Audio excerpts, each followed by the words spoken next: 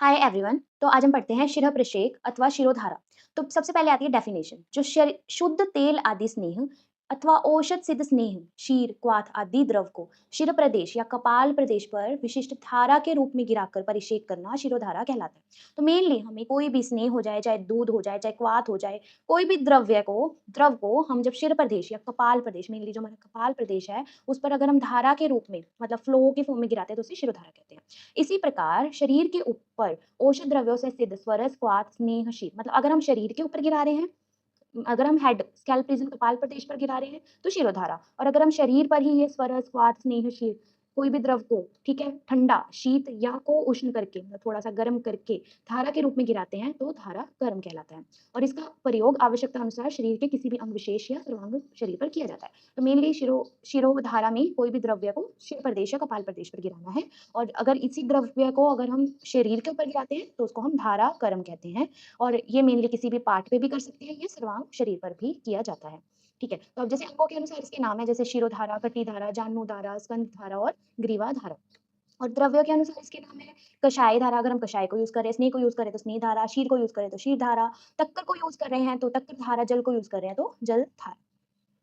अब शिरोधारा के योग्य रोगी, जो योग्य रोगी हैं मेनली जिनको स्कैल्प या हेड से रिलेटेड प्रॉब्लम हो, जैसे शिरशूल, मूर्छा, अम्ल पित्त, उन्माद, अपस्मार, कर्ण रोग। तो मेनली हेड से रिलेटेड है शिरशूल, हेडेक कोई भी टाइप का हो, सूर्याव्रत हो तो उसमें हम यूज करते हैं। मूर्छा में, मूर्छित कंडीशन में हम यूज करते हैं। अम्ल पित्त में यूज करते हैं। उन्माद, अपस्मार, ये भी हेड से रिलेटेड है। साइकोलॉजिकल इश्यूज हैं, कर्ण रोग में भी हम शिरोधारा करते हैं। स्मृति दौर्बल्य, जिसकी मेमोरी पावर वीक है, खलित्य पलित्य में, कपालगत रोग में और दृष्टि मांद्य में भी यूज किया जाता है।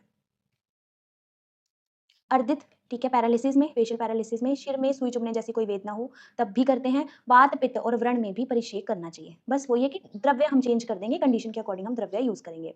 तो शिरशूल, मूर्छा, अम्ल पित्त, उन्माद, अपस्मार, कर्ण रोग, समृद्धि दौर्बल्य, खलित्य पालित्य, कपालगत रोग, दृष्टि मांद्य, जिसको अर्दित है, फेशियल पैरालिसिस, सिर पर सुई चुभने जैसी वेदना हो रही है, वात पित्त और व्रण में परिक्षेप करना चाहिए। अष्टांग हृदय सूत्र के अकॉर्डिंग अर्धाव शिरस्तोत दाह पाक व्रणी शूतु, मतलब अष्टांग रीत्या ने बताया है जो शिरोधारा है वो अर्धाव भी, मेनली वही जब से आधे सिर में दर्द हो, शिरस्तोत सिर में तोद हो, सिर में सुई चुभने जैसी पीड़ा हो, दाह और पाक में और व्रण की कंडीशन में हमें करना चाहिए।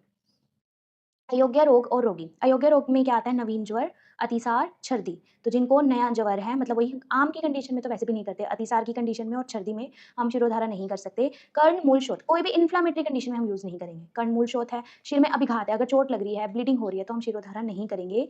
अभिसंधि रोग, अभिशन मेनली ये जो कफज विकार होता है, अभिसंधि विकार में नहीं करेंगे। मूर्छा और संन्यास में हम बिल्कुल नहीं करेंगे। अब शिरोधारा की व्यवस्था, शिरोधारा कैसे की जाती है? तो सबसे पहले हमने जो भी हमारा शिरोधारा पात्र है उसके बारे में बताएंगे। तो घट के समान विशेष पात्र होता है, घड़े के समान पात्र होता है, स्वर्ण ताम्र काष्ठ से निर्मित होता है। तो अब हम ये ऐसे याद रखते हैं कि जो एक पात्र है, घड़े के जैसा ऐसा पात्र होना चाहिए, ठीक है, जिसकी क्षमता 2 प्रस्थ द्रव रखने की क्षमता होनी चाहिए। ठीक है, इसमें 2 प्रस्थ द्रव रख सकें। ठीक है, इसमें 2 प्रस्थ द्रव रख सकें, और जो मेनली 1.5 से लेके 2 लीटर तक होता है। ठीक है, उसके बाद में पात्र के निचले मध्य भाग में कनिष्ठिका अंगुली जितनी मोटी छिद्र होनी चाहिए। जो शिरोधारा पात्र है इसके जो निचले भाग है ना, इसमें कनिष्ठिका अंगुली जितना मोटा छिद्र होना चाहिए। ठीक है, उसके बाद में छिद्र के ऊपर दूसरा वृत्ताकार छिद्र युक्त पात्र रखना है। तो यहाँ पर इस छिद्र के ऊपर हमें एक और सेम गोल वृत्ताकार पात्र रखना है, वृत्ताकार पात्र रखना है।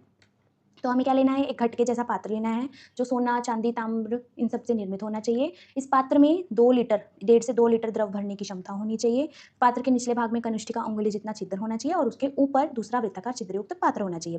वृत्ताकार पात्र के छिद्र में वस्त्र रुई की वर्ती लगानी चाहिए। तो मेनली अब ये जो छिद्र है ना, अब ये दोनों जो पात्र है, इन दोनों के बीच में से रुई की वर्ती निकाल के लगानी है। ठीक है, ऐसे एक रुई की वर्ती या कपड़े की पत्ती लगा के निकालनी है।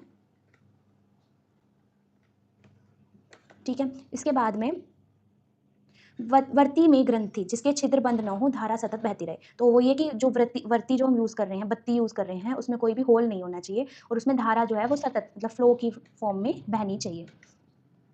फिर पात्र को जो लटकाना है वो कैसा लटकाना है कि वर्ती और जो सिर की जो ऊंचाई है उनके बीच में 4 अंगुल का डिफरेंस होना चाहिए। अब जैसे ये बत्ती आ रही है और यहाँ पर पर्सन है, उसका हेड है, यहाँ पे इस पर्सन का हेड है, तो इन दोनों के बीच में, इन दोनों के बीच में जो डिस्टेंस है वो 4 अंगुल होना चाहिए। इन दोनों के जो बीच में जो डिस्टेंस है वो 4 अंगुल होना चाहिए। ठीक है? तो अब हमने याद कर लिया कि कैसे याद करना है कि जो एक घट के समान पात्र होना चाहिए जिसमें 2 लीटर जो द्रव्य भरने की क्षमता होनी चाहिए, कनिष्ठ का अंगुली जितना उसमें छिद्र होना चाहिए, उसके ऊपर एक और पात्र रखना है जिसके अंदर भी सेम छिद्र हो, बीच में से बत्ती निकाल के लगानी है और उस बत्ती में कोई भी गांठ नहीं होनी चाहिए और उस पात्र को ऐसे लटकाना है कि जो व्यक्ति है जो लेटा हुआ है और उसकी बत्ती, पात्र की जो बत्ती है उसके बीच में जो है, जो बढ़ती है उसके बीच में 4 अंगुल का स्पेस होना चाहिए। ठीक है? 4 अंगुल जो है उनके बीच में स्पेस होना चाहिए। शिरोधारा विधि में सबसे पहले रोगी का सम्यक परीक्षण करना है। रोगी का सम्यक परीक्षण कर लेना है। ठीक है? शिरोधारा द्रोणी पे उसको शयन करवा देना है। जब वो शयन करवा देंगे तो रोगी को शिरोधारा पात्र के ठीक नीचे रखना है, जो उसका सिर है धारा पात्र के ठीक नीचे रखेंगे और नेत्रों पर रुई या मृदु वस्त्र से ढक देना है और शिथिल बंद बांध देना है। मतलब मेनली कि कॉटन के ऊपर आइज इसलिए कवर करनी है ताकि जो भी मेडिसिन है वो आंखों पे ना जाए। ठीक है? और धारा पात्र में रोगानुसार औषध द्रव्य भरना है और वो जो धारा है वो ना ज़्यादा ठंडा ना ज़्यादा गर्म होना चाहिए। वर्ती से निकलती धारा को संपूर्ण कपाल प्रदेश पर गिराना है, पूरे हेड रीजन कपाल प्रदेश पर गिराना है और सिर से 4 अंगुल ऊंचाई से धारा सतत रूप से गिरती रहती है और एकत्रित द्रव जो है नीचे को उष्ण जो है धारा पात्र में डालना चाहिए। तो मेनली यही होता है कि पेशेंट को लिटा दिया, यहाँ से धारा आ रही है, ठीक है, फ्लो हो की फॉर्म में और नीचे एक और बर्तन रख देते हैं, धारा के पात्र रख देते हैं, जो जितना भी ऑयल है हेड से होता हुआ वो नीचे इकट्ठा होता रहता है और जब ये ऑयल इकट्ठा हो जाता है तो इसको फिर से गर्म करके फिर से ऊपर वाले जो धारा पात्र है उसमें डाल दिया जाता है। ठीक है? और ऐसे ही ये फ्लो चलता रहता है अप टू 45 से लेकर 60 मिनट तक ये प्रोसेस चलती रहती है और समाप्ति के बाद जो है सिर को उष्ण जल से भीगे वस्त्र से साफ किया जाता है और निवास स्थान पर विश्राम किया जाता है। ये हमारा शिरोधारा कंप्लीट हुआ। फिर से